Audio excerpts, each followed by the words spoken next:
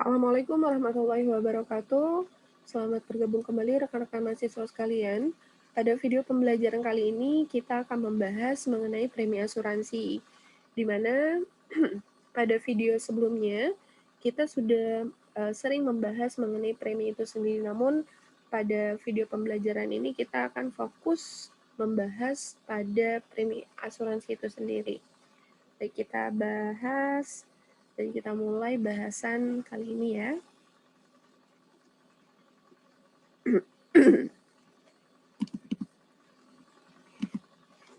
Jadi nanti kita akan mengkaji mengenai pengertian dari premi asuransi, kemudian kita pelajari konsep dasar premi, baik itu dari pengertiannya ataupun dari fungsi dan juga manfaat yang diberikan.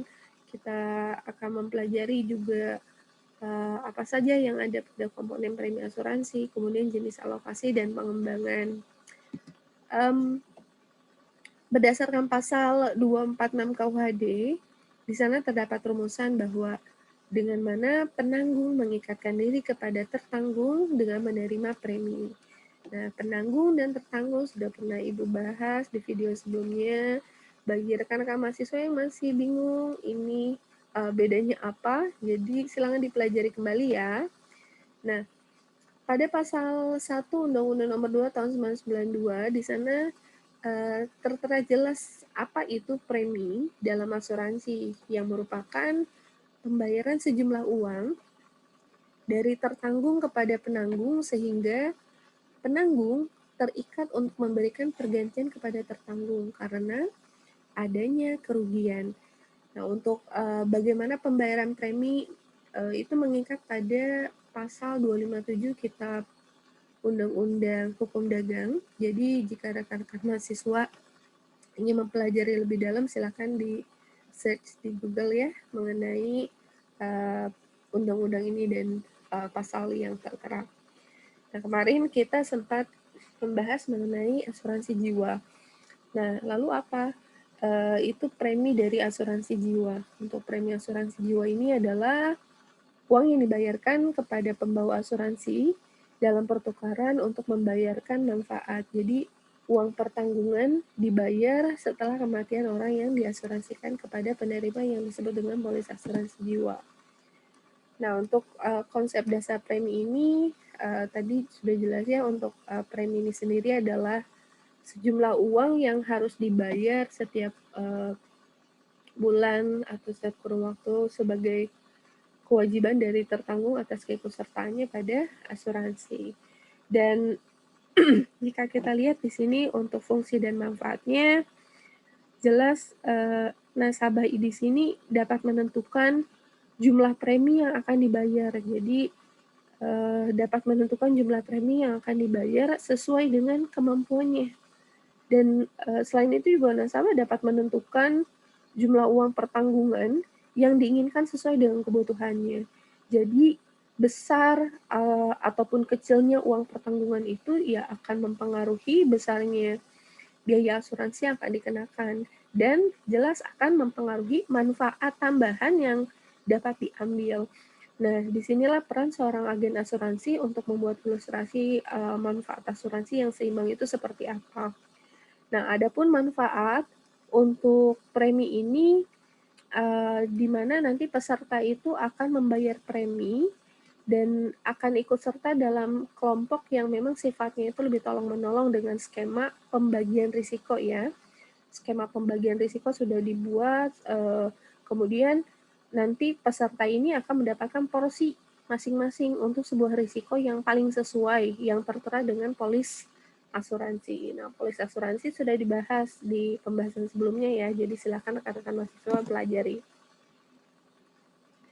Nah, untuk komponen premi asuransi, di sini kita lihat ada premi dasar. Nah, untuk premi dasar ini, kalau kita kaji di sini, jelas ini adalah premi yang dibebankan kepada tertanggung ketika polis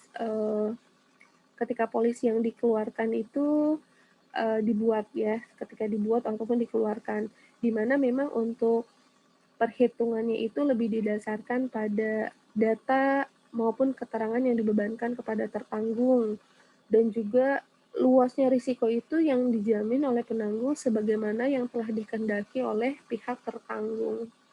Nah, contohnya itu kalau premi dasar, misalkan ya asuransi mobil dengan premi dasar per tahunnya, misalkan berapa, kita melihat dasar preminya berapa, nanti kita akan Ibu buat lagi ya untuk video selanjutnya untuk bagaimana sih untuk contoh asuransinya ya untuk premi dasar, karena nanti ada contoh perhitungannya kalau kalau untuk premi dasar di sini yang akan Ibu berikan. Nah, selanjutnya di sini ada juga yang namanya adalah premi tambahan. Nah, untuk premi tambahan kita lihat di sini, premi tambahan ini perubahan kondisi pertanggungan karena datanya belum lengkap atau tertanggung menghendaki adanya perubahan. Kalau premi tambahan ini misalkan apa ya? Biasanya kalau untuk premi tambahan ini contohnya itu misalkan dalam premi asuransi, itu biasanya, untuk menentukan tingginya tarif premi itu perlu adanya kan pemeriksaan kesehatan terhadap calon tertanggung, biasanya kan seperti itu. Namun, apabila misalkan pihak tertanggungnya tidak mau melengkapi itu, maka penanggung itu tetap akan menerima pertanggungan, tapi dengan syarat yang bersangkutan nanti akan dikenakan premi tambahan di samping adanya premi dasar, yaitu ya. Kemudian selanjutnya di sini ada reduksi premi. Nah, untuk reduksi premi ini ialah potongan atas besarnya premi atau reduksi ya, jelas pemotongan reduksi premi yang disebabkan karena keadaan tertentu seperti pembayaran premi,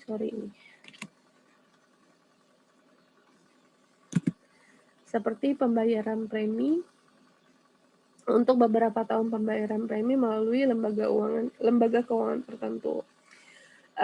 Contohnya itu untuk reduksi premi ini adalah misalkan ada premi tahunan, misalkan seorang itu mengasuransikan untuk 2 tahun sekaligus dan ia diberikan misalkan reduksi premi, nanti Dewan Asuransi Indonesia akan menentukan potongan misalkan 50% atas premi dasar dan juga nanti misalkan ada 20% atas premi tambahan dan untuk pengangkutan dan lain sebagainya. Jadi intinya adalah adanya potongan atau pengurangan dari besarnya premi ya untuk reduksi premi.